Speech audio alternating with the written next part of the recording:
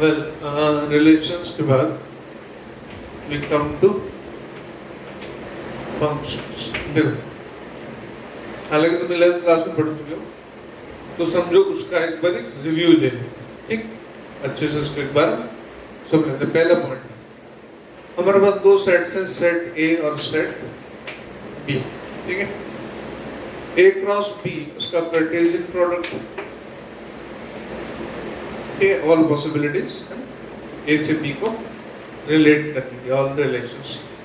अब जो फंक्शन है, फंक्शन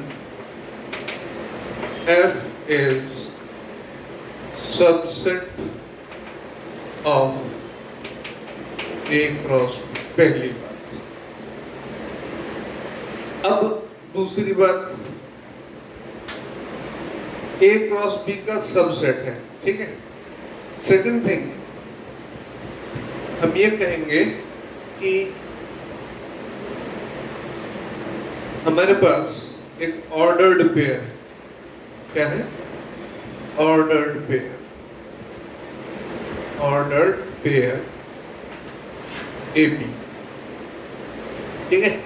ये ऑर्डर्ड पेयर एक फंक्शन बताएगा provided A belongs to A, B belongs to B, AB belongs to F। दूसरी बात, पहली बात A क्रॉस B का सबसेट है।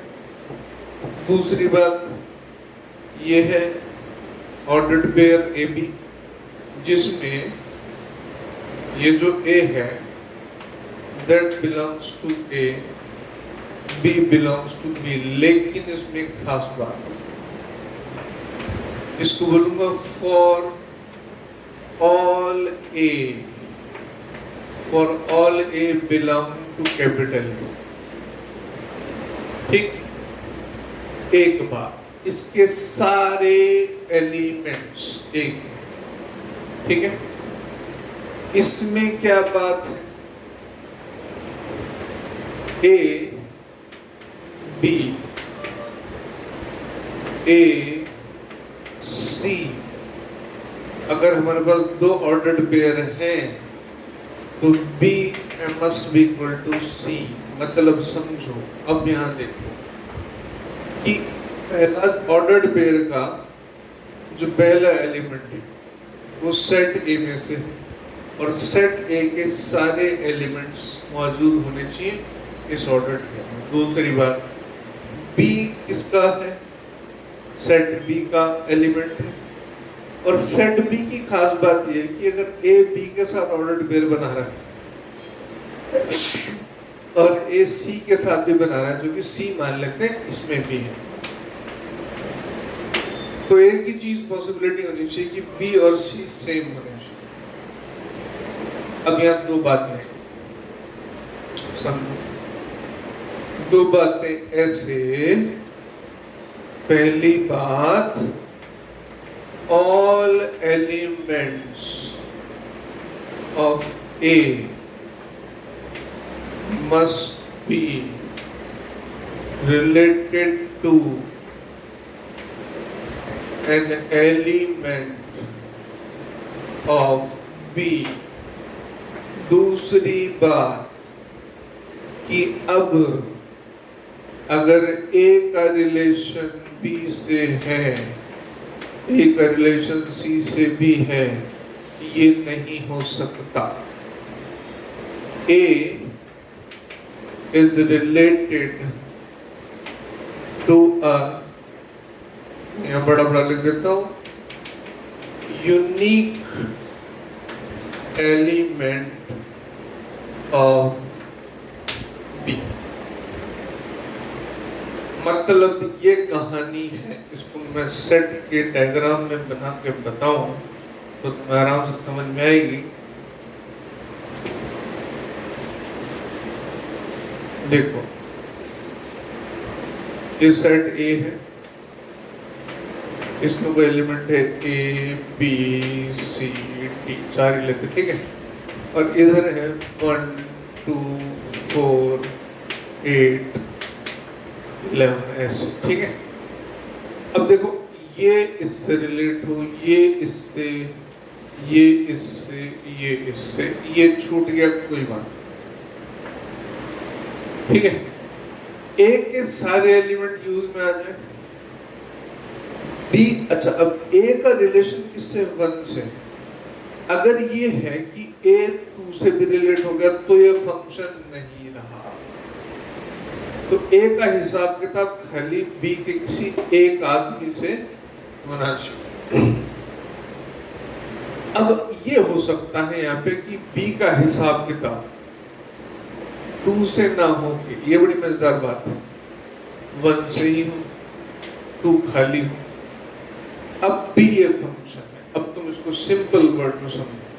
पुराने जमाने के जो राजा महाराजा होते थे, ठीक है, वो मल्टीपल मैरिज करते थे। इधर समझो ये राजा है, सारे राजा, और ये है रानियों के नाम।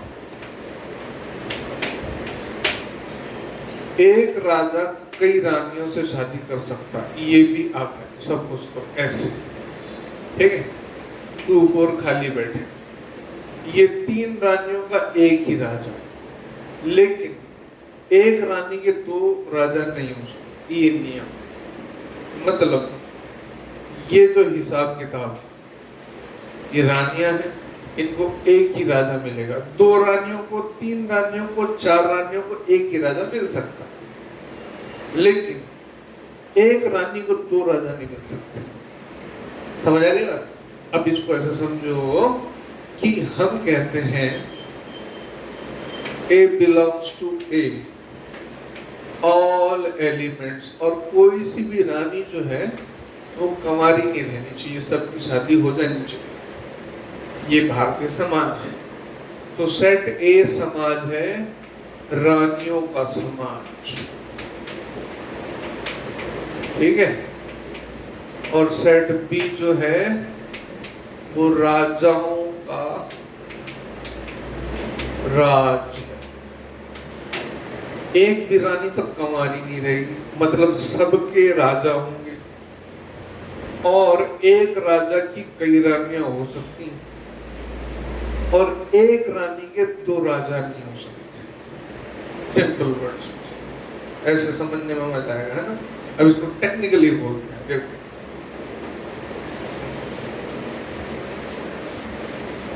इसको टेक्निकली आई एक्सप्लेन।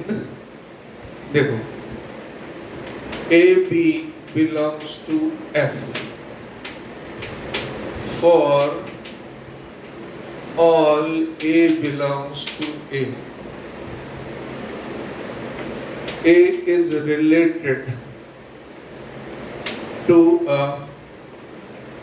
unique, देखो ये यूनिक हो गया ना, मतलब ए रानी है, इसका राजा यूनिक होगा, इसके लिए तो यूनिक होगा, दूसरी रानी के लिए तो उसके लिए भी यूनिक हो गया। Unique element of B, right.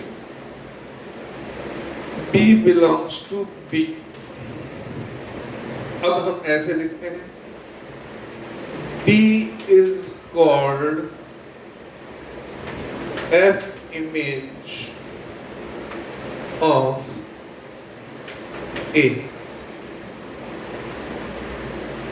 B को F image of A भी बोलते हैं, या B को value of function in the form of a भी बोलते हैं, मतलब P is equal to f a. P a की वैल्यू भी है, बस 2 ही बातें। सेट ए कंवारा नहीं रहना चाहिए, रानियां हैं ए में। सेट बी से किसी न किसी एलिमेंट से रिलेटेड हो, लेकिन यूनिक, एक की शादी अलाउड। तो इसका सिंपल सा मीनिंग हो गया, मतलब इसको हम कह सकते हैं f is a function from a to b, function from a to b, या हम इसको लिखते हैं a to b f। और आगे चलते हैं तो a और b के बारे में हम लिख सकते हैं कि f maps A to B, पहली बात, ठीक है। या F is a function from A to B, या हम लिख सकते हैं B, A belongs to A, B belongs to B, B is F image or value of A, ठीक है। अब एक और बात बताते हैं, तुम्हें याद दिलाते हैं, हालांकि तुम्हें मालूम है, ठीक है, हम सिर्फ तुम्हें याद दिला सकते। वेल, ये तुम्हें अच्छे से मालूम था ना, कोई बात नहीं, आगे चलते हैं। अब मैं और चीज तुम्हें बताऊंगा, जो चीजें तुम कई फंक्शन समझते थे वो फंक्शन नहीं होती, इसलिए दोबारा डेफिनेशन बता रहे हैं। अच्छा, अब एक बात समझो, डोमेन, डोमेन अगर सेट ए पूरा, नानिया थी ना, कोई भी खाली नहीं रहती, पूरा सेट डोमेन, ठीक है। कोडोमेन सेट बी पूरा, मतलब तुम समझो सेट बी में राजा भी आ गए, राजकुमार भी आ गए, मतलब मैरिड भी हो सकते हैं, अनमैरिड भी हो सकते हैं। अब हम बताते हैं रेंज क्या है। रेंज जो है एफ ए एफ